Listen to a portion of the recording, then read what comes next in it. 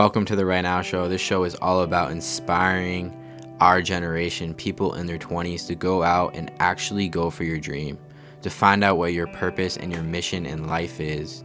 And I know that you listening, you are capable of so much more than you can possibly imagine. And I want you to go out and I want you to make that happen. And on this show, we're going to bring on people that have inspired us, that are absolutely just crushing it in life and have overcome insane odds. And this show is called The Right Now Show because the only thing that is truly real is this moment. Let's get into the show. But yeah, we got Mark Falcone on the show today. I've known Mark, for like 8 years now? Yeah. I walked in when I was 15 to a place called Icore Fitness, which is a really crazy gym, Ninja Warrior gym, parkour gym, trampolines, rock climbing. If you're ever in the Westchester, Pennsylvania area, you definitely have to check it out. Entrepreneur, gym owner. Welcome to the show, man. How is it? Appreciate it, man. Thanks for having me. Yeah, bro. So let's dive into your story a little bit before Icore got started. Actually, explain what Icore is a little bit more in depth before we get into it. Icore Fitness is an all-encompassing functional fitness facility. We're kind of it's for me it's a little bit hard to say it's a gym because it's so different and unique. We're more of like an experience in my opinion, right? So we offer a wide variety of basically like extreme athletic experiences from like, again, the American Ninja Warrior was kind of like the start of what the brand was or is. And but we also offer like family fun, entertainment, a lot of stuff for kids. But it's a unique facility for people to like express their athleticism in a different way. Versus like a traditional sport. So it was kind of spawned from like the obstacle course racing, Ninja Warrior, and just kind of pretty much like it was like a version of everything that I liked to do. And couldn't really find it, anywhere else. So decided to build it. Yeah, so it's kind of like, it's like a little bit gymnastics, CrossFit, parkour, Ninja Warrior, rock climbing. And it's kind of like all those things put together into one. Yeah, it's like a blender of a whole bunch of different sports into one. But they all have like the same kind of like concept as far as like extreme, aspect to it. Yeah. So before you got into Icore, did you find yourself experimenting with all those things? And you're like, I want to do these things, but there's really no place I can really go and like train it. Yeah. So I was watching Ninja Warrior like religiously at that point, as you were as well. And it was really cool because it's such a cool concept of like these people overcoming obstacles and doing this like crazy shit. And as you're watching, you're like, all right, I think I could do that. I think I could do that. I don't know if I could do that. And then, but then again, it's like unless you're on the show, you don't really get to experience it or try it. Very true. So again, it was like, for me, I was like really heavy into. Again, background was in running. And then I got into like the obstacle course racing, like Spartan. I did like a Tough Mudder with a bunch of friends. And sort of just like really dove into that. Found Ninja Warrior, got into that, and I was like, I want to train for this. At that time, I was like, I want to compete. I want to be on the show. I want to be like all these guys I watch on TV. But again, there wasn't really anywhere to specifically train it. So I was going to like a traditional weightlifting gym, lifting weights, and then I would go to like a park and do calisthenics, and then go run in town, and then go to a gymnastics gym, and I was doing all this stuff like in the same day. And I'm like, I'm going all over the place trying to like put the pieces together, right?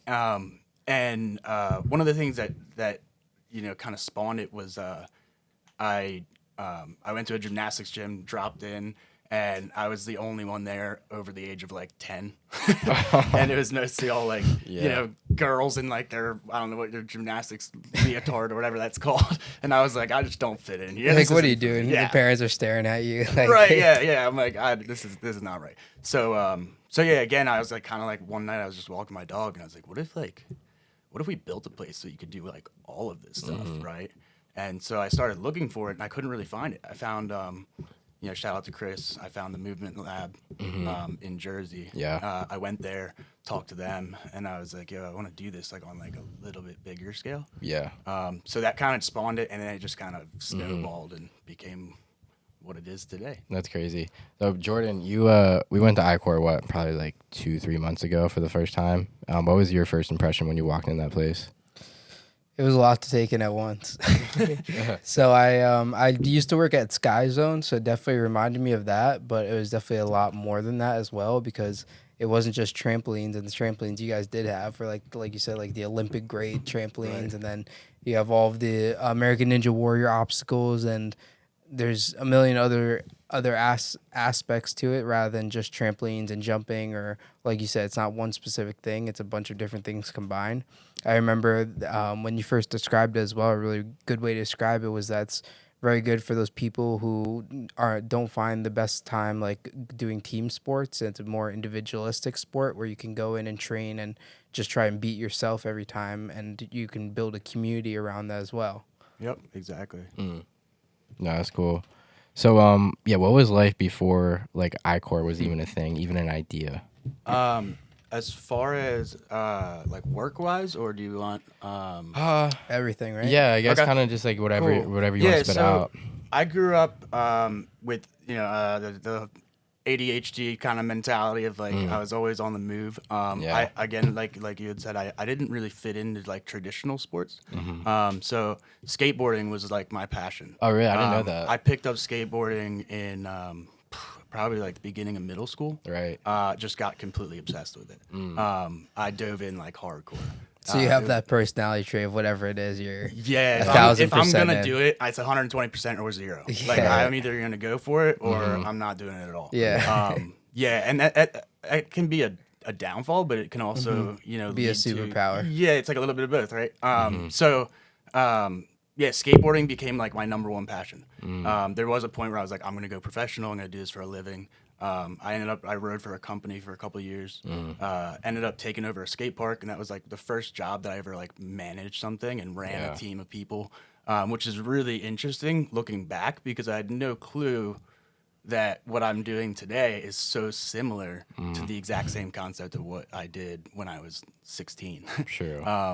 In the sense of like we ran summer camps, we did parties, we did all sorts of like the same kind of concepts Yeah. that we do in our business. So I kind of got like a first-hand experience at that. It was really cool because the owner was kind of absentee.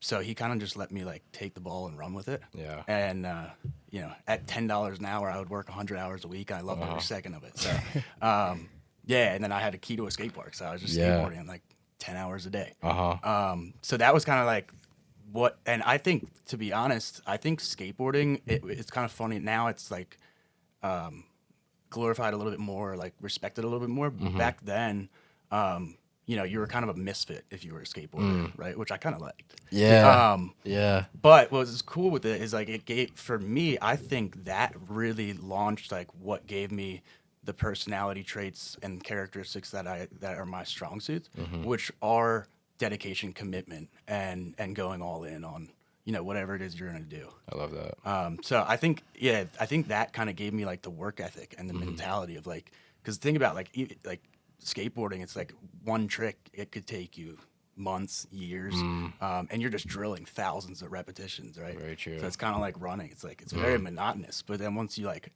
you break through that plateau, you're like, oh, all right, now I want more. Yeah. Now I want more. Now I want more. That's so funny. I've never seen you skateboard before. That's something I never knew about you. Oh yeah. Yeah. I don't know. Do you ever pick up the board? Yeah, I ever? just bought one. I was gonna say, really? how are you now? Oh, dude, terrible comparatively. Yeah. But, Right. I mean, back then, dude, when you're 16, 17, you have no fear. Yeah, no, that's the same thing with Ninja Warrior because Yeah. I think I was probably when I was my best, like 17, 18. Yeah. Yeah. When like you're just invincible. Yeah, Right. I totally. would just throw myself off of buildings and shit. Now I look at stuff, I'm like, oh yeah, right. That's terrifying. Yeah, sure. Yeah, what do you think that is? Like when you grow up, you just think you're more aware of like what could happen.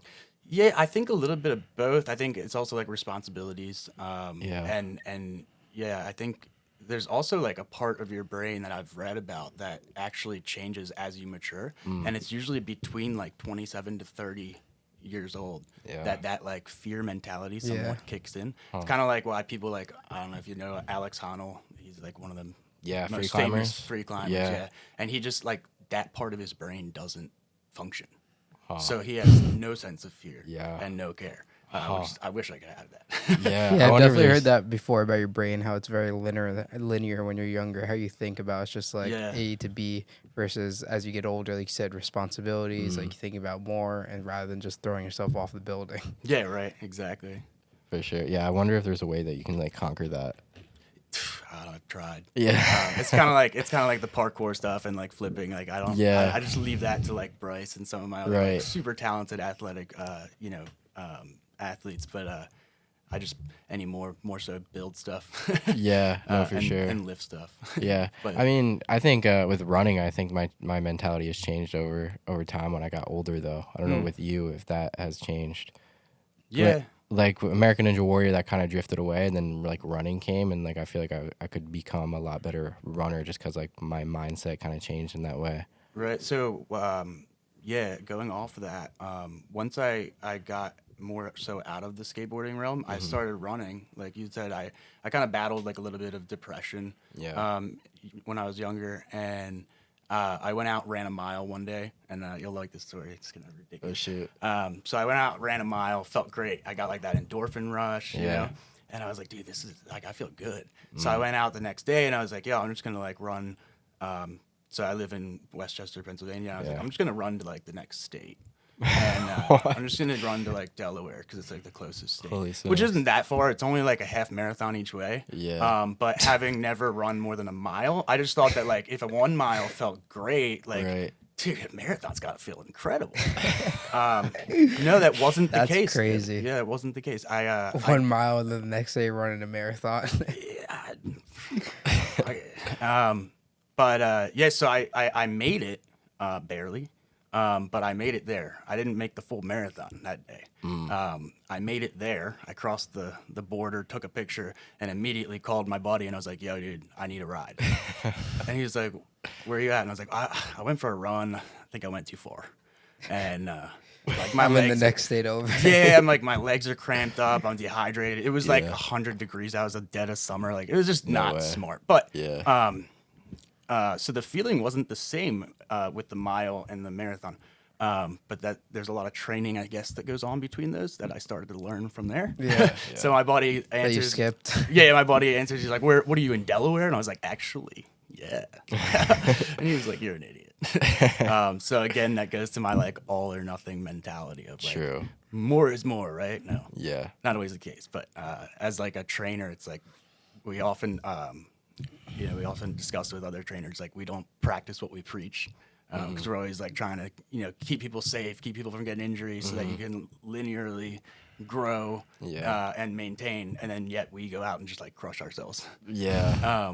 But to your point on the running front, like so, there's a big like mental component to that I think that for me it's like some people can meditate, some people can read, some people can sit and relax. I'd like that doesn't make sense to me. Like even like when I'm out running and I see people like going for a walk, I'm like, dude, that sounds terrible. Like it sounds boring. Yeah. And then people look at me and they're like, why would you run? Like, why do you want Yeah. your heart to explode? And I'm like, dude, because it feels great. So again, it's just that kind of like extreme mentality. Yeah. Like, so running to me was like my meditation. It was like my way to escape. Like especially like when you're running hard. Because I think that what that is that it's just being present. Like for most people, like you said, meditation or walking, they can just feel present and be calm. But for you, obviously, being extreme, like you need like that high intensity to, and that when you're going that hard, you need singular focus to be able to continue. So that's when you find the most clarity and peace and presence in just general. Exactly. And I think that relates to pretty much like everything that's rewarding in life is hard work, right? Like it's all about overcoming things and getting to that next level or achieving a goal. At least for me, that's kind of like been my personality. Yeah. And I envy people that don't really have that. I actually, it's funny in like, even in like talking to a therapist about it, they're like, you need to like slow down, just enjoy things and like stop working. Like, dude, work is what I do. Yeah. Like, I love to work. I love what I do. And I wake up every day and try and challenge myself. And that to me is rewarding. That's Yeah. exciting. Everything else just kind of seems like a waste of time. Yeah. So what do vacations look like to you then? pretty much the same movement. Yeah, anything extreme. Yeah. I can. You ever just go sit at the beach for a week or? Yeah, A it's beach tough. I can sit on, but I probably have a surfboard. So, I can sit on a surfboard. It's tough to just sit down. Like everyone loves to do that, just go sit down, tan at the beach. But for me, I'm like, I do that for like 20 minutes. I'm like, yo, I need to do something. Yeah, like even if it's a exactly. walk, but like I need to do something. The beach is like the one place that I'd say like I can sit and enjoy it. But like you, it's like for instance, I mean, I lived in South Florida. I moved there specifically just to be on the beach. I didn't even like visit the college I went to. I Yeah. just like picked one that I got into, and I was like, I'm going. And I would do the same thing. I would get up every morning, run. It was like exactly a 5K to get to the beach. I'd run to the beach, sit for like 10 minutes, and then I'd swim half a mile, run back home, jump in the pool, and walk the dog. And that was like my morning routine. Dang. Which was really cool. Yeah, but again, that's like, it's kind of going back to that. Like, I'm just always trying to like, I just want to move. Yeah. Yeah. Yeah, I guess I got stuck in that. Like a lot of kids at like a young age are like they just don't run out of energy. Sure. I guess I got stuck in that stage. Yeah. So what does your running look like now? Well, the past 2 years, I've been battling some injury with my lower back, so I haven't been as much. But lately, I've been trying to get back in as much as possible. But yeah, so running went from 1 mile to going into ultra running, which I kind of skipped. I started in like 5Ks. And I started progressing really quick, as you would know. When you first start out in anything, it's like the progress is it's like so visual, so quick. But then like the better you get, the slower smaller it that is, window is, yeah. or the more it takes to get less. And so I started getting good at like decent at the like 5K distance race, and then like Zach, I really like craved the distance thing. I liked the thought of like being able to go from one place to another on foot. Yeah. And like you don't need anything. Like you don't. It's like a lot of sports. You need all this gear and stuff. Like running's so primal. Yeah. And it's such a basic thing that we're just innately born to do. Yeah. Humans are literally built to run. Like back when there was nothing, that you were meant to chase down prey and follow them and let them tire out and continue to follow them. Yeah, I think So we're I literally think born we're and built to run. yeah. I think we are one of the only creatures that's actually built and trained ourselves for endurance. Yeah. Think about like a cheetah or anything that's hunting its prey. It's 100 miles and it's going full speed, Yeah. real quick, short bursts. And yeah, we've kind of like adapted ourselves to do this like long duration, True. kind of grunt work, which I think is pretty cool. But again, to me, is like going places was a fun thing to do. Yeah, like I went out for a run one day, and I ran to a tattoo shop to get a tattoo that says "I run." just like No way. whatever. It sounds like something fun to do. So I know you. What was like the longest run you've ever done? 75 miles. 75 miles. Yeah, I've never. What made was the that 100. like? Oh, okay. So that was fun. So yeah, I was doing 5Ks, and then I decided like I want to do this like ultra marathon stuff, because like I would go out like every once in a while, and like you, like I would say like, all right, I'm gonna run a marathon. So like I never actually have run a race, like a marathon distance race. Really? I've run the distance by myself. Yeah. But never like competitively. So I went straight from 5K to like I want to run ultras, and so in doing that, again, my training and preparation was not ideal. I just kind of went for it, because again, this was back in the day before I knew anything about fitness. I just liked to move, and I was invincible, I thought. Right. So I just decided to start going for like the ultra distance runs, without really any training. I thought like, all right, if I can run a 5K in 16, 17 minutes, just break the whole race into 5Ks. Yeah. Yeah. Run a ton of them. Exactly. And, so I did that. I went out, I did a race. It was called 20 and 24. It was a 24-hour ultra. It was an 8.4 mile loop in Philadelphia. Oh, wow. So it was pretty flat. Yeah. There was like 2 bridges. That was about it. So I was like, this is perfect, because it was cool. Like you set up like a little base camp.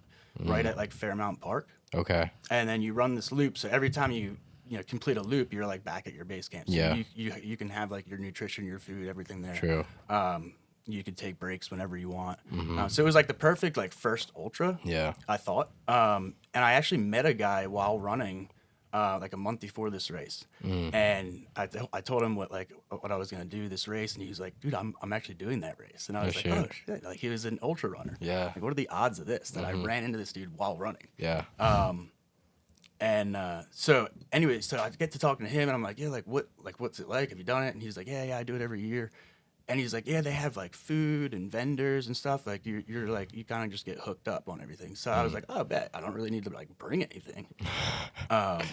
I didn't take into consideration like weather, nutrition, like pretty much anything. I brought a cooler with like some beers. I was like, I'm just gonna have a good time. Right.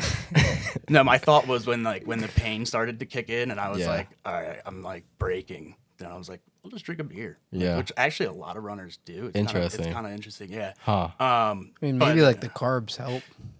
Maybe. I don't know. I feel like that's the That's what they tell themselves. Yeah, that's what we want to believe. Yeah.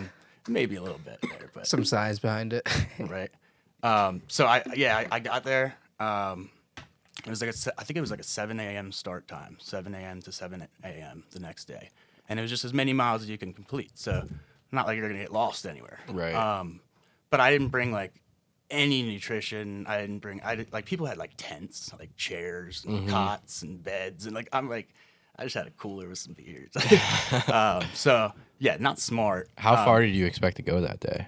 I had no clue, dude. I was just Interesting. like, I'm just gonna do what I can. And Yeah. well, so I ended up calling my brother because I got there and it's like pouring rain, and I was like, oh no, I didn't think about like rain, Right. like blisters and stuff. True. So I ran like the first 8.5 miles, and I'm like, dude, I've already got like blisters on my feet, like. And so I called my brother. I was like, yo, dude, like, any chance you can drive to Philly and like bring me some nutrition, some socks, some shoes, a chair maybe, like something.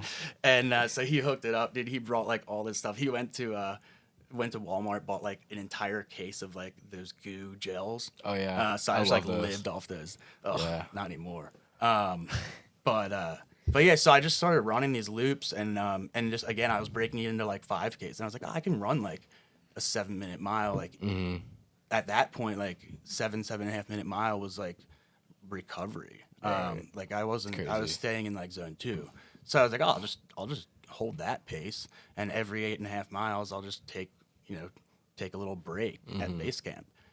Which is like the worst way to run an ultra, to be honest. Like, To take breaks. oh yeah, sit down, lay down, like that. Yeah. Horrible. True. So yeah, by like mile 50, I started dragging, where like my feet were dragging the ground. And I was like, oh no, and it was cool though. Like you start like almost hallucinating. Your brain goes into these weird, wild, dark places. Like Especially if it's dark out. yeah, like and I know you guys have probably experienced it. Of course, I know you have, Zach. But the like the runner's high. Yeah. The further you go, the higher the highs and the lower the lows, and then like they kind of like wax and wane. So like Yeah. by like mile 50, it was like I would feel great, and I'd be like, dude, this is incredible. Like I've made it 50 miles. I got another 50 in me, right? Yeah. And then at like 52, I'm like, dude, why the hell am I doing this? Like, this is horrible. Everything hurts. I hate my life. I hate Yeah. my You start to get pissed off. yeah, and then it comes back, and you're like, wait, we got this, we got Yeah. this. And I was like, no, we don't. Yeah. So that was kind of an interesting experience. But again, it kind of goes back to like everyday life. Like It's just the that's mental warfare. exactly of like that's what we do within life, and so we're just testing ourselves and testing our limits to see like who we can become. Yeah. Yeah. So in the running sense, that's kind of been like my running is like the metaphor for life as far as like what it can bring to you as Yeah. far as mentally and challenging physically. Yeah, for sure. Now, me and him, we're running a 50-mile ultra, our first one in Oh, boy. October. What advice do you have for us, like as far as strategy and training? Well, Sounds like you have a lot of experience in preparing Yeah. correctly and nutrition. Well, he's done a lot of other races, and you've been running So- for a long time. yeah, that was like almost 20 years ago at this point. Yeah, after that story, I'm sure no one wants to listen to my advice. But, no, I kind of got me into the fitness realm. So, Yeah. But yeah, I think the ultra distance is an interesting one that like you don't need to run an ultra to prepare for an ultra. I don't even think really, and this is just completely my opinion, but I don't think in when I've actually structured training, I don't think I've ever run more than like 15 miles on a long run. Yeah. Leading up to an ultra. Because if you think about like an ultra, like you're basically doing like what do you run like per week right now, mileage wise? Probably, like right now, like 30-ish. Okay. Yeah. Cool. So when you start like ramping that up and you get to like 50, 60 miles, Yeah, like that's what I'm gonna do. you're running that distance, you're running that ultra distance in the week that you're training, right? And so your exactly. body's not like recovering fully. I think one of the misconceptions or mistakes that people often make is that they'll overtrain the distance and then go into the race broken.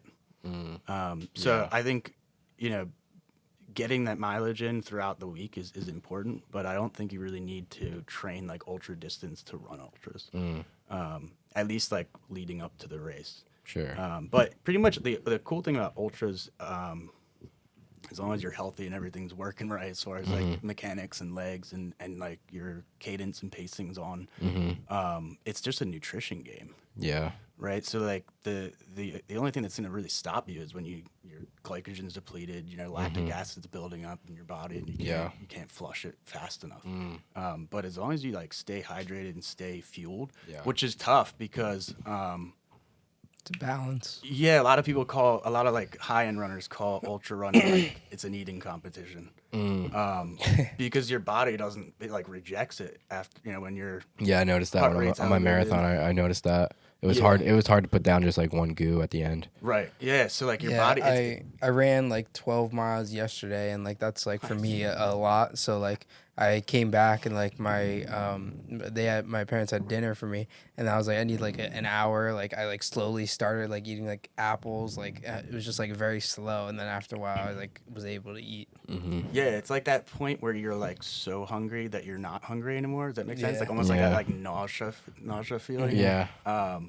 And you gotta like force it. Exactly. But I think it's important in the ultra sense to find things that like your body can handle, and everyone's a little bit different. So I think in preparation and leading up to it, that nutrition part of finding out like what works well for you, what does your body like, what does it not tolerate.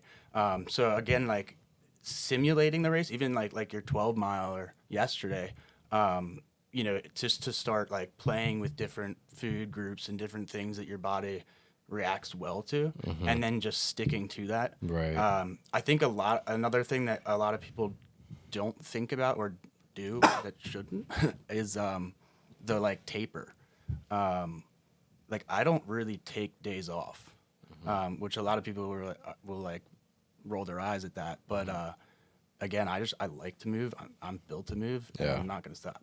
And So you're saying tapering is good or bad in your opinion? it's good, and it depends on how you define it, right? So I define it as in like by weeks. So Right. like 3 to 5 week chunks of like tapering, like So you wanna- going up, hit a climax, and then last two groups of 5 weeks or whatever come down. Yeah, so I mean, yeah, that's good to have like it's good to have like a deload week.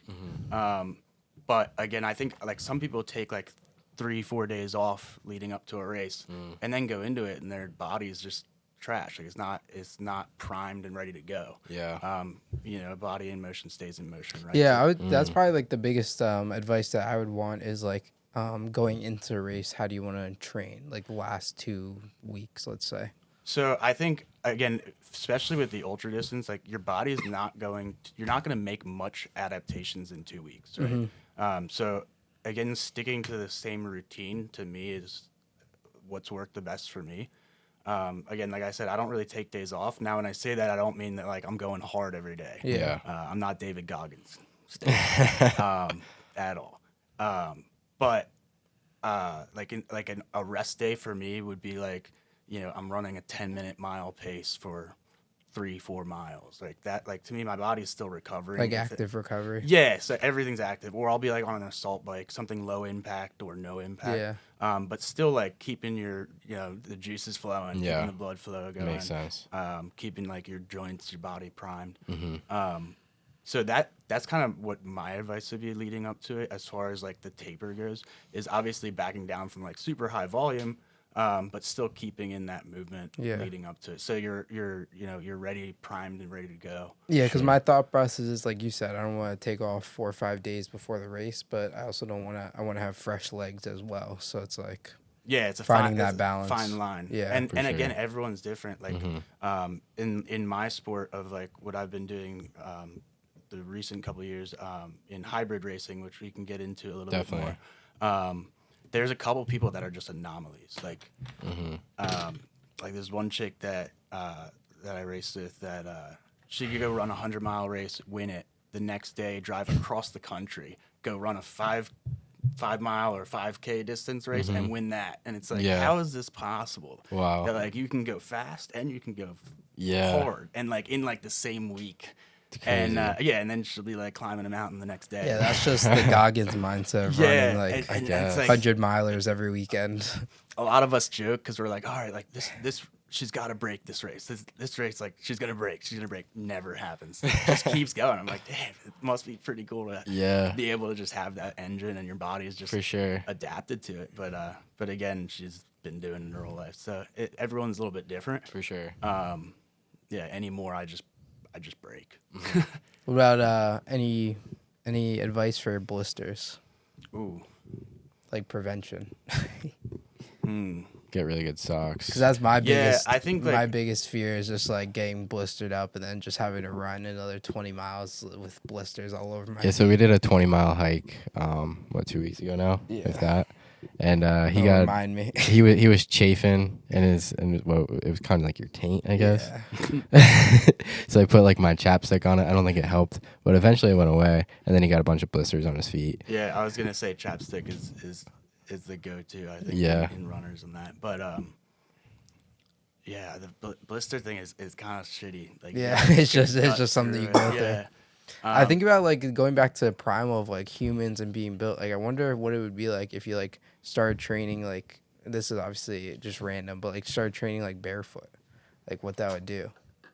So I think that is an interesting. I've read a book on barefoot running, and it is interesting. They like did a documentary on like a tribe. I forget where it was, so don't quote me on that. But it was like some indigenous tribe, and they all just ran barefoot. And same thing, they could run like ultra distances, and they had like no issues. Yeah. But they were also doing it for hundreds of years. Yeah.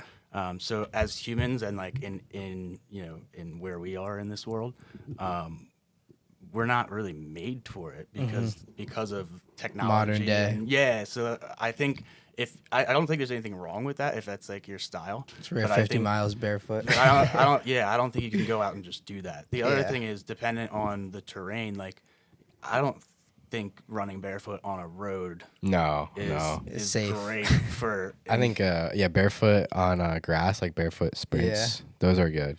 They're gonna strengthen the muscles in your feet a lot better. Exactly. There's also toe spreaders that you can get because we're not actually supposed to wear shoes. Yeah. You know, like our ancestors probably didn't really Yeah, our wear toes shoes that supposed to, often. like grip the. Yeah, so we're supposed to have a wider foot. So if you get toe spreaders, it'll kind of like strengthen, where your feet need to be strengthened at.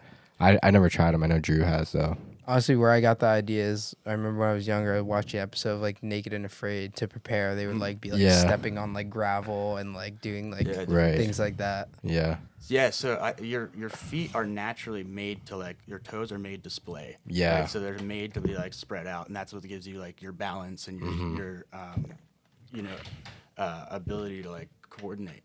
Sure. So I think with the shoe industry, it's actually like kind of preached the opposite, and we've gotten these like real tight, narrow Yeah. toe boxes. Exactly. But recently, like Ultra, Brooks, there's a couple of companies that kind of like have been blazing the trail backwards of like creating a wider toe box to Yep. let the feet breathe and let them Yeah. actually function the way that they were supposed Yeah, to. once I learned that probably like maybe a year ago or a couple months ago, like just like randomly, like once I'm getting out of bed or like I'm in the shower, like I just always spread my feet as like much as possible and just like try to keep them like that just to like try to offset it a little bit. Like I just do it all the time in my free time. Like now I just do it without even thinking. Like That's if I'm interesting. barefoot, I just like automatically spread my toes and try Yeah. to like make them big. Nice. Yeah, I think that definitely helps for sure. What's your take on, like I don't know if you guys you're probably familiar with like the heel toe drop, as far as like minimalist or more cushion. Like that's always Oh. the on the shoe topic. That's like the age old debate of like what's right. Kind of like Yeah. spreading the gap between like your traditional Nike, you know, like the Kipchoge shoe, like the Vaporfly, Right. that Yeah, has yeah. this huge stack height. But the heel toe offset isn't really that high. It's just a huge stack height with like carbon plates and whatnot versus like minimalist shoes Yeah. that have like zero drop. Which when I say that, I mean like the gap, sole. the gap between the heel and toe Right. offset in like millimeters is how it's usually measured. Right. Has been an interesting one for me. Like I love shoes. I've yeah. got like 10 pairs of shoes in my car. Uh-huh. What works best for you? Do you So think? that's what's interesting is I've kind of like molded a little bit. I was always super into like very minimalist, like almost barefoot like shoes. Yeah. And since technology has changed as far as like the carbon plates and whatnot, I've found there's a couple of shoes that have a bigger stack height that work better for me as far as just kind of alleviating that like that pounding that you create from each stride. But again, I'm still more into like the minimalist type of shoe. Like I race in a shoe that's 3 ounces. It's like literally like paper. Yeah. What is it? The Saucony one? No, so I have the Reebok Float Ride Pro Oh, too. interesting. But recently I've been more into the Saucony. What is that? Endorphin Yeah, Pro, the Endorphin Pro 3. Pro. Yeah. Did you get new ones? I know you I bought some have the and then ones you that he didn't like them, and then recommended, did you get new ones? No, I actually or- kept them. Yeah, Okay. because they were was the they were problem? You just narrow. didn't like I think them? I got size too small, but I'm still wearing them, and I can already tell I feel a lot faster than them. Interesting. They're more of a speed shoe. If I'm running anything over 7, I don't want to wear them though. Yeah, they kind of roll you onto like your forefoot. Yeah. So in my opinion, I feel like from like a beginner or like someone new into running that doesn't have like drilled mechanics, it's Yeah. probably not a good shoe. Right. Yeah, that's kind of where I'm at. This is the first time like I've actually trained running. Like Zach's got me into it.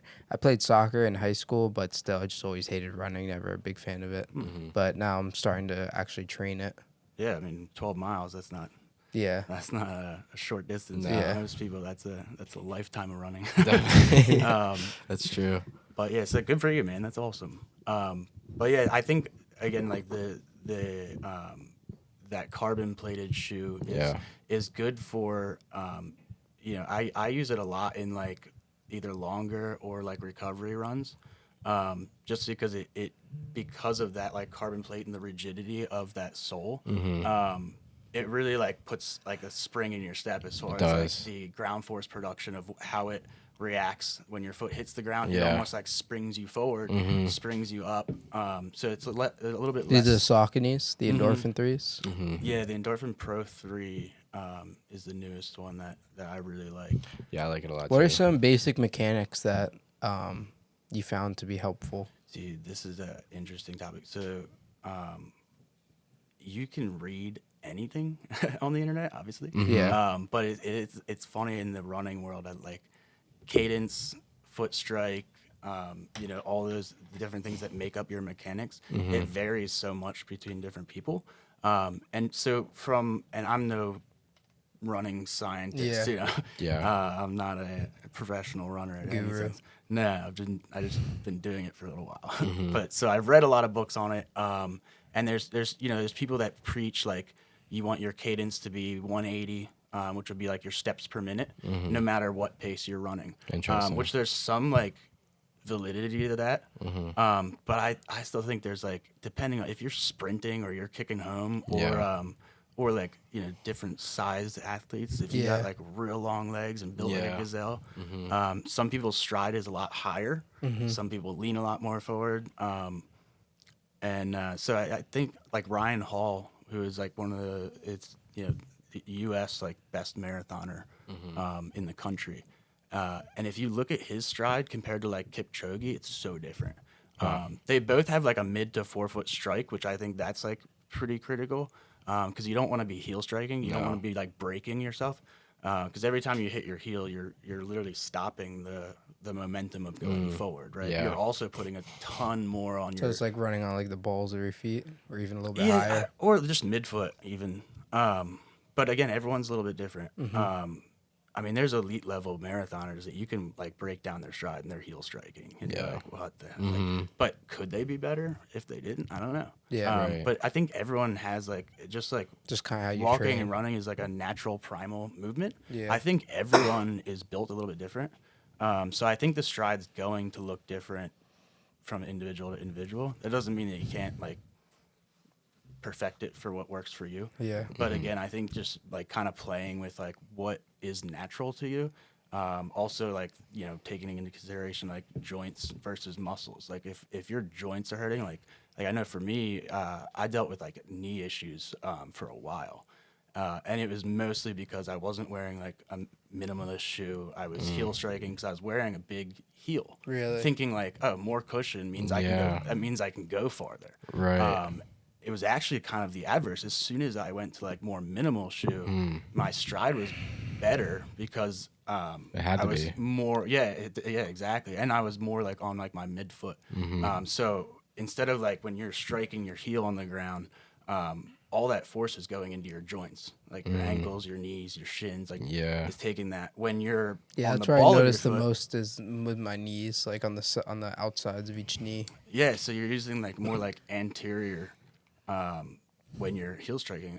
This is just my opinion again. But if you think about like do a calf raise, what are you doing? You're standing on your toes, right? So you're engaging your calves. You're using your muscles and your you know your calves, your quads, your glutes more than impacting your joints, right? Yeah. Just building And that. then you stay on your heels and you're not using muscles. Do you stretch a lot?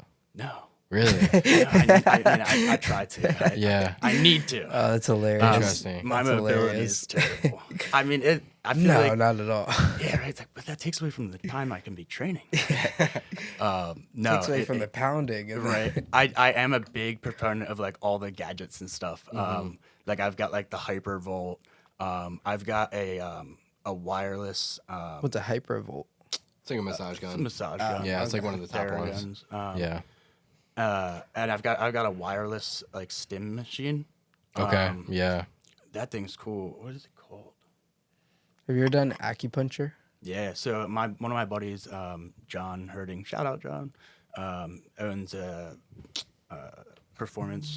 precision performance physical therapy. He has a couple clinics around our area, and he does like awesome stuff with recovery. They do like a lot of like dry needling with stim, so they'll like hook stims up to the needles, And then so put, it's like- basically acupuncture with stim. Yeah. So you're like basically. You know, you're like vibrating the muscle from the belly of the muscle from the inside out. Yeah. That is like to me is fascinating. I think that's cool stuff. So, How was the result of that? Did you notice like a dude, huge great. difference? Or? So one day, I will say this, and yeah, it was mind blowing to me. But one day I was at my gym and he actually came in, and I was like, dude, I don't know what's wrong with like my elbow. Like I couldn't do a pull up, which like. You know, in our world, it's like, Yeah. oh, something's really wrong. Yeah. It was just like locked up. Yeah, day Zach can't do a pull up. He's Oh, he's man. worried. That's the day the world ends. Yeah. But yeah, he's like, oh, I think I got some needles in my car or whatever. He runs out, like shoves a bunch in my arm. He's like wiggling them around. That like skeeves me out. I'm like, oh, and he's like, dude, just chill out. I'm like, dude, this is gnarly. And then, but literally like 5 minutes later, he's like, all right, try and do a pull up. And I was like, What the hell? it's perfectly fine. Yeah. It's like back to normal. So it does help in certain certain situations. But again, going back to like the stretching stuff, I'm big into recovery. The stretching part, I definitely don't do enough of. Like I just built a new ice bath, so I'm into that stuff. Oh, Yeah, nice. ice baths is like the thing Yeah. for me. I love ice baths. Like they just Like even reset before you me. run, do you stretch at all? So that's another misconception that a lot of people have with stretching. Well, there's dynamic and static, Exactly. right? So like your static stretching, you don't want to do before Right. you're running. But dynamic for sure. Yeah. Yeah. And that was interesting too when I I had a running coach the last couple of years, just specifically programming my running for me, so I didn't have to think about it.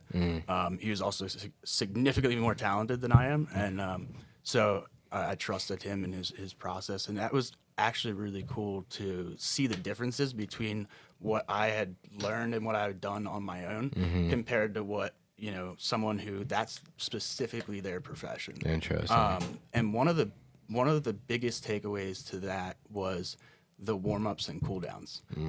He had me like building a lot more volume than I had ever done. Like I would go, if I'm gonna go run a 5K, right, I'd do like maybe a couple strides of like 50 meters, and then do like your A skip, B skips, like typical like track runner kind of warm-up. But I probably wouldn't accumulate more than like a half mile in my warm-up. And now his theory was like it takes your body like 15 to 20 minutes to get into that mode of like ready to go. I noticed that like the first mile and a half, like it doesn't feel that good, and then you start getting catch a second wind kind of thing.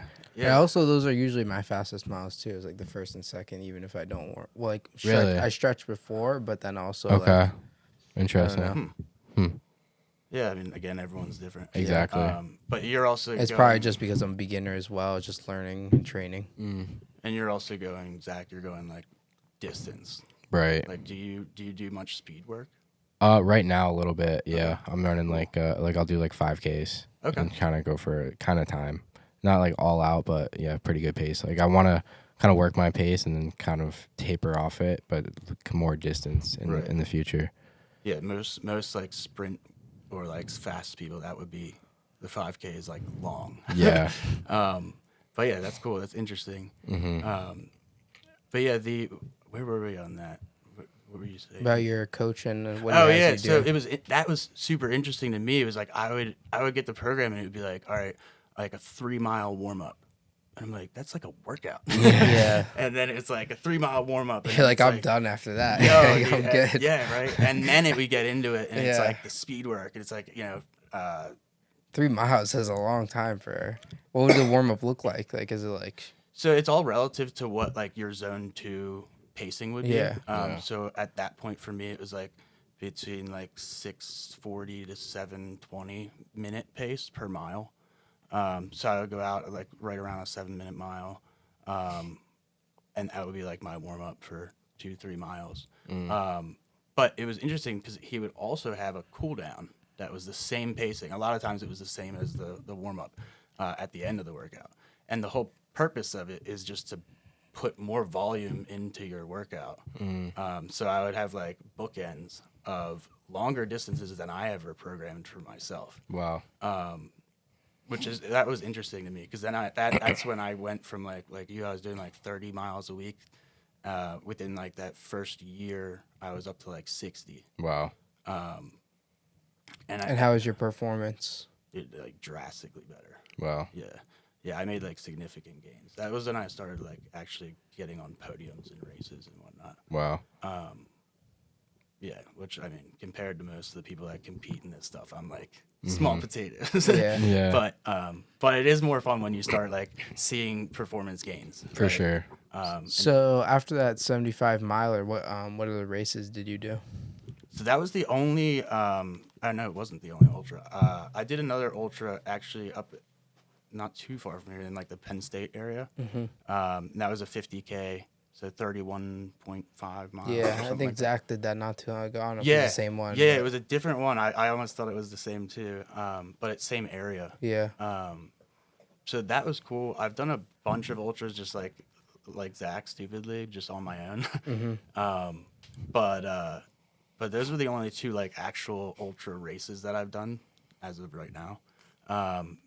More so, I got into like the obstacle course racing.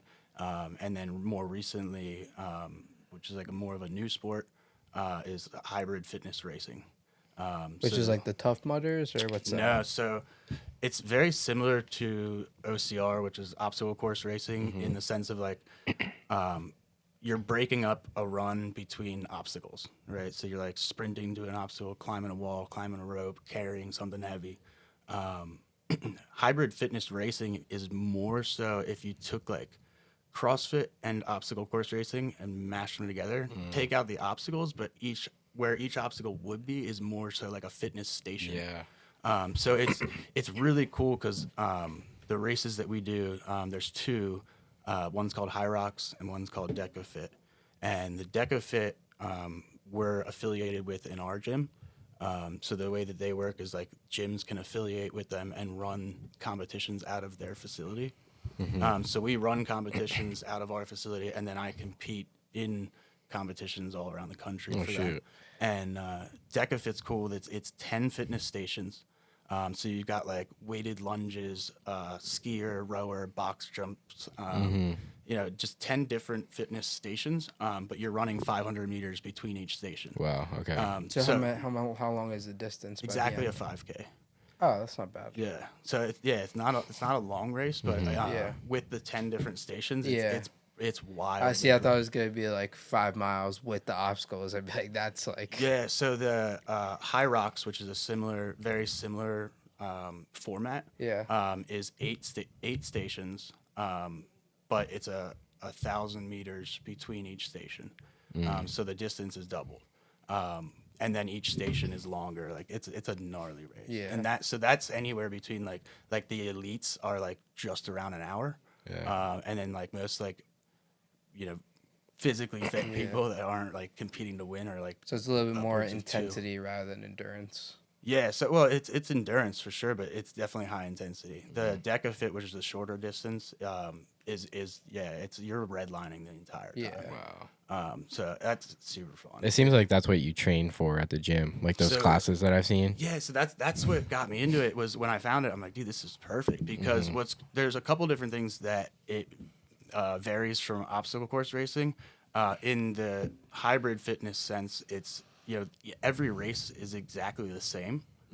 So every Deca Fit race is exactly the same format, the same equipment, the same distance. So you can measure performance.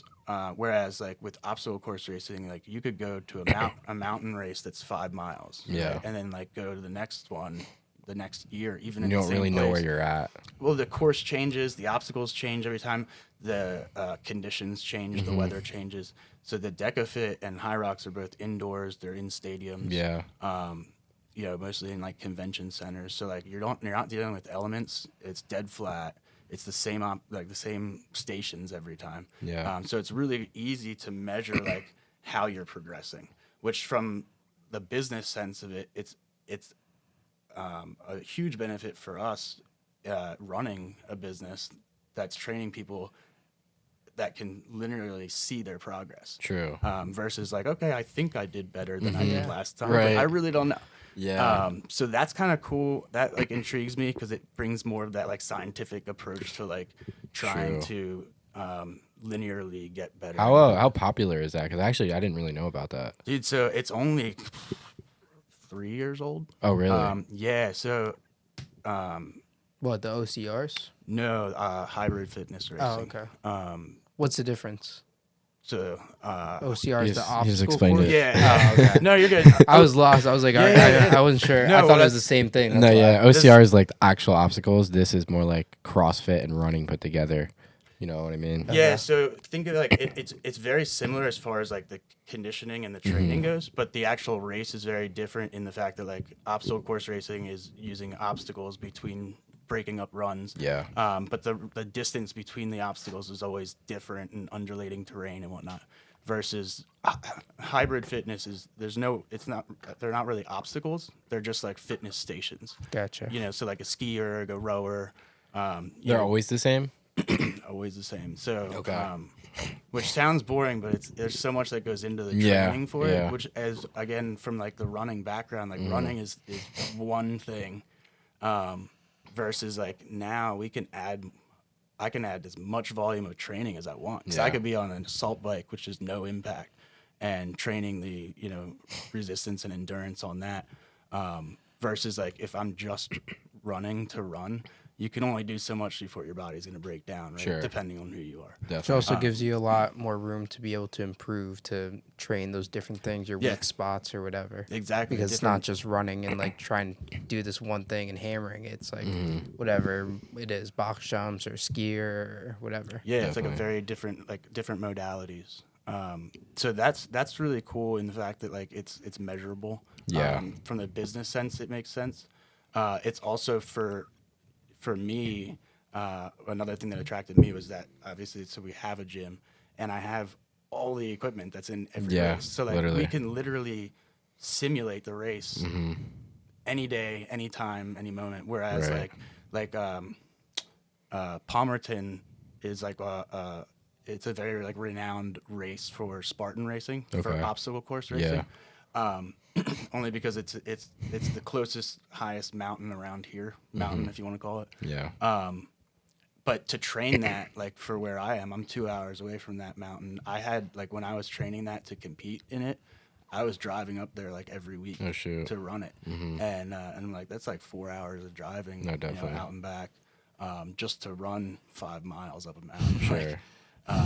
Versus now I'm already at Yeah. the gym. I'm like I could. Yeah. Yeah, if Literally. I've got 20 minutes, I could sneak something in. Yeah, you know? yeah.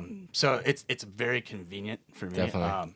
But also what's cool that differentiates from like just traditional running is again we're in like a convention center, so it's in like a tight space, and the way that the stations are laid out around, it's basically picture like a track. Yeah. And then all the stations are around the track. Okay. So you're like running the track and then hitting the station, running the track, hitting the next station. So you're kind of like consistently going around. Yeah. And then the center of it is like your festival area.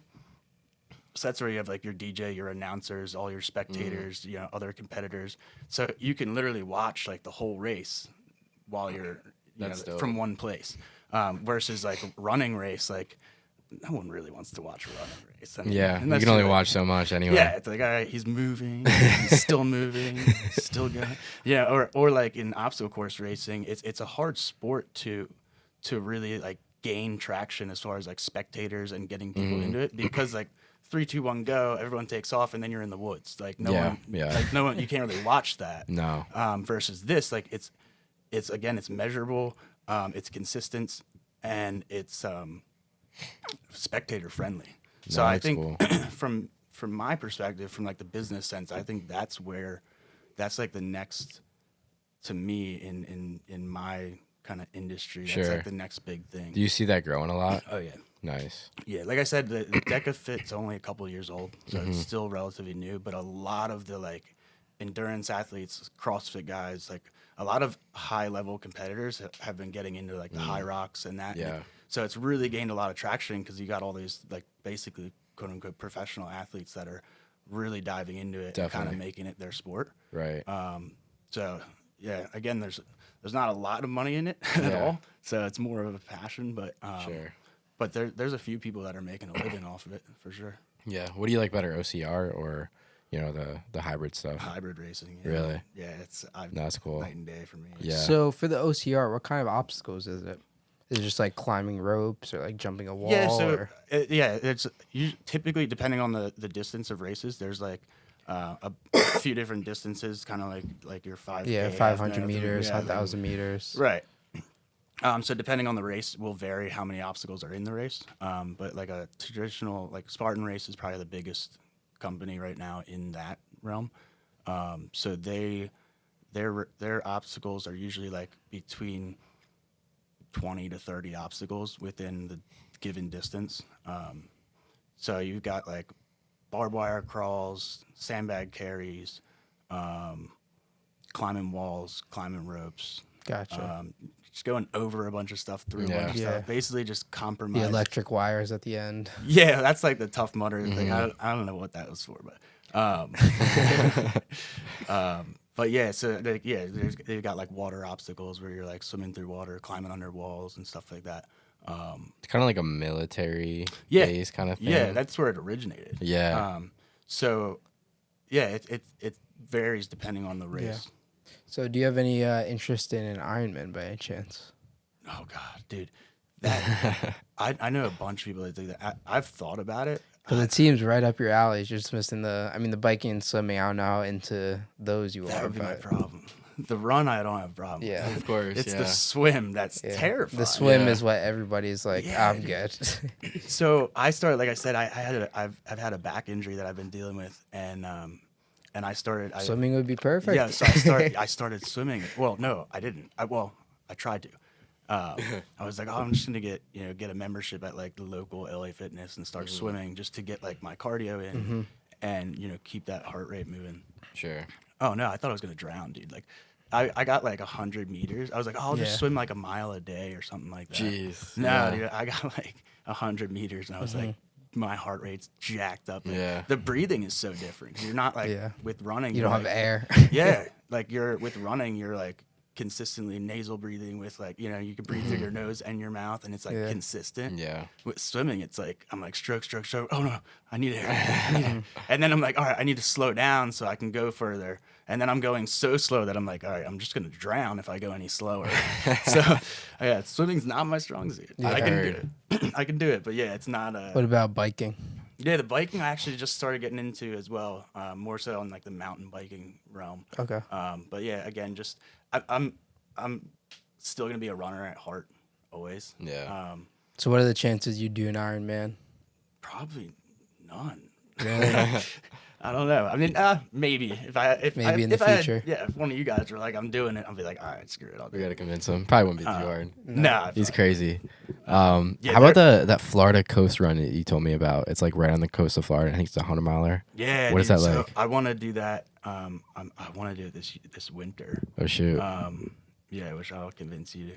Maybe. With me. So it's a 100-mile race. I don't really care if I do it in like the race sense or not, or just go do it like solo, which I kind of. This is gonna sound ridiculous, but my dog is like my world. So I'd like to be the first person to run it with the dog. Wow. And get like I'd have to get like a running stroller so she doesn't have to. Yeah. I was gonna say I don't know how many miles. She'd probably make it at least halfway. Yeah. But, That's crazy. Yeah, she's wild. But That's why I have a little puppy at home, and I've taken out a run before, and then he comes back after like 5 miles, he's like, just dying. And my parents are like, "What are you doing to the dog?" I'm like, "He sprinted in the beginning. It's not my problem. He didn't keep the pace." yeah, the mine's that way. It's like if she doesn't get at least like 5 miles a day, it's like she'll like eat the drywall in the house. But What kind of dog do you have? What I have a kind Belgian Malinois. are those the ones that can like run up buildings and stuff? Yeah, those are the psycho ones that we were talking about. They a lot of times they use them for police dogs. Yeah, That's they're crazy. bred for like Yeah. Meat missiles. yeah, the Joe Rogan special. Oh my gosh. Yeah. So, anyway, that race is it's really cool. It's Key Largo to Key West, which for me would be perfect because you can't get lost. There's only one. There's only one. One path. straight path. Yeah. Which I'm notorious for. Like. And it's right along the coast, right? Yeah. On So the beach. It's literally. Are you running on the sand? Or are you running on pavement? Or There's a road. okay. I think it's Route 1. Okay. But yeah, it's dead straight. It's like pancake flat besides bridges from each island. Yeah. But you're running all of the keys, so it's like island to island. It's So really cool. cool. Oh, Like, that's dude, dope. there's parts of it where like there's one bridge that's 7 miles long. So you're just like on a Jeez. bridge. And there's like nothing for Yeah. you. And then Oh my god, yeah. Now that I think about those bridges, where it's just like ocean. yeah, That's all. yeah. And even some of the islands, like it's like you'll be like on the road and there's like 5 feet on each side is each ocean. Wow. So you're like, all right, Pacific, Atlantic Ocean. I Yeah. could literally like dip my each toe into one. Wow. Which is kind of cool. That is I cool. like the thought of again going back to the beginning of like being able to like go places on foot. Yeah. To me, I don't know why it just like No, I like excites it. me. Yeah. And I think that one would be really cool For sure. especially because again the beach is like my like forte. So, Yeah. No, I love the beach too. and to get away from the winter, Yep. do something different. Mm, So that would be like the next like ultra goal. right. To do that. But there is like a sanctioned race that is called the Keys 100. And they have a 50 miler and a 100 miler. Okay. But the Key Largo to Key West is pretty cool because you're basically just starting out at the tip of Miami and just running through all the keys, so cool. which is cool. That might be the one to do, man. Dude, I don't even care. Like I said to you, I would do it in a group.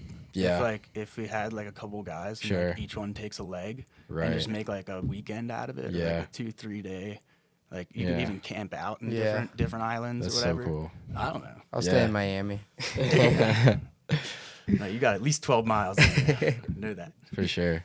So let's go back into Icore. Like what would you say like the main mission of Icore is? Like why what Like what gets you up in the morning to like keep running it, keep doing it? I think even more than Icore, it's like for me, anything that I do is passion driven. Like I said, it's like I'm either 120% in or 0. And I don't know. Like I think the impact that it has on some of the kids and the lives that it's changed is really what like keeps me going. Yeah. Because like any business, there's you're always dealing with some kind of headache or whatever. Sure. Or like overcoming some obstacle. Right. But I think the relationships that it creates and like the lives that it's changed, especially with the kids, just hearing some of their stories of like where they came from and then where they are now, and like watching them grow is kind of crazy. Like I always felt like young, and now as I get older, I'm like watching these kids grow up, and I'm like, dude, it's incredible to see like what they become and what they're doing, and Sure. like when you have a kid that's not athletic at all when he first comes in, or like maybe even like autistic-ish, or like not doesn't fit into like traditional group settings. Yep. And then finds this craft and just hones in on it, and now it's like, oh, they're going off to college with a full ride scholarship for athleticism, and it's like that's kind of cool to watch, right? And then the same goes as far as like my history and like work history. I never really did well working for someone else. I was always like extremely hardworking. But I always felt like the more I did, the more I was expected to do. Sure. And I'm watching everyone around, like not everyone, but people around me not doing half of that, and it's like frustrating to not get like the reward for it. Definitely. Yeah, I remember you told us before Icore you were just working like a manual labor job, right? Something along those lines. Yeah, I was installing geothermal systems. Yeah. And it was a cool concept, but again, it was like, to me, it wasn't doing anything for me. Versus like being able to create a business that employs people and giving them like the job that I basically wish that I had. Yeah. So like being able to provide a community and a group of like individuals that come together and collectively make this thing really what it is. Because the Icore without that is nothing. Yeah. To me. But the community, the culture, and the environment that it breeds with the employees, the staff that we have, is really what makes it what it is. Yeah. So I think that kind of fuels it for me, between like what it does for the customers and what it does for the staff, as far as providing like a place where not only can we like pay them well, but also treat them really well. And we're all just like one big family. Sure. So I often find myself lately, like I've almost like worked myself out of a job for right now until my summer guys leave for college. But it's really cool to watch them kind of take over and run things. And for me, that's a really rewarding process in starting something, to be just being fulfilled in the fact that you can create something. Definitely. And I think everyone has that like in them. Right. Obviously, like if I enjoyed working a regular job, I probably wouldn't be where I am right now. So I'm kind of grateful for the failure of not being able to work for someone else. Yeah, no, for sure. Because it's what bred, like, going into this. Definitely. There's one thing I want to hit on is Noah. Now, I did 2 builds for Noah. He actually basically started Sen City because we weren't going to do it, and then somehow they got in contact with me and Adam, and we did that build, and that's where Sen City actually took off, and now I'm doing something else, obviously, but so he passed away probably a year or 2 ago, and now you guys have, I remember the obstacle in the gym, Noah's Ladder, the salmon ladder, you named it after him. What did that kid mean to you? Dude, that was such a tragic like story. So Yeah. his story was like actually incredible. I don't know if you read it, but there was like he was adopted. Yep. When he was adopted from Kazakhstan. Wow. And when he was adopted, there was actually like I think it was like a 6-page article on like written on him in like the New York Times. Wow. Because back then, especially, I mean, I might still be, but you couldn't adopt a kid out of Kazakhstan. It was like they wouldn't allow, them to leave the country. Wow. So his parents went there. I don't know the in-depth story of what Sprague. how that even happened, yeah. But they went there. It's a miracle. They found this kid, you know, in a basically like an orphanage type situation. And they just like fell in love with him. It was Yeah. like, so they ended up literally like quitting their jobs, literally moving there for like 6 months and just like getting petitions and just just volleying for this crazy. kid to get him out and Yeah. give him the life that he deserved. Wow. So His parents are from here. yeah. Wonder what made them go to Kazakhstan. Yeah, I don't know the backstory to that. Yeah.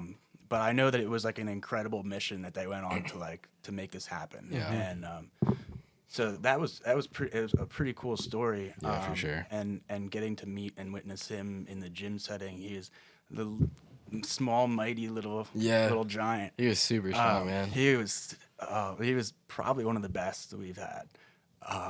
But the coolest thing was just his like attitude and mentality for life was just like so vibrant. Yeah. He was always like goofing around, smiling, like always laughing. Like I don't think I've ever seen the kid sad. Yeah.